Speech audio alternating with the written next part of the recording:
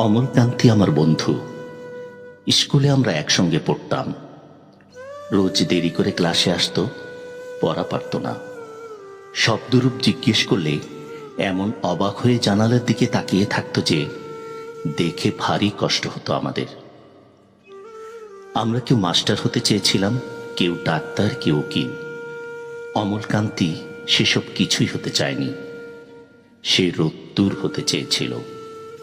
ক্ষান্ত বর্ষণ, কাকডাকা বিকেলের সেই লাজুক রোদ্দুর, জামার জামরুলের পাতায় যা নাকি অল্প একটু হাসির মতো লেগে থাকে। আমরা কেউ মাস্টার হয়েছি, কেউ ডাক্তার, কেউ উকিল। অমলকান্তি রোদ্দুর হতে পারেনি। সে এখন অন্ধকার একটা ছাপাখানায় কাজ করে। মাঝে মধ্যে আমার সঙ্গে দেখা করতে আসে, চা খায়, এটা ওটা গল্প করে, তারপর বলে, উঠি তাহলে। আমি ওকে দরজা পর্যন্ত এগিয়ে দিয়ে আসি। আমাদের মধ্যে যে এখন মাস্টারি করে, অনায়াসে সে ডাক্তার হতে পারত। যে ডাক্তার হতে চেয়েছিল, উকিল হলে তার এমন কোনো ক্ষতি হতো না।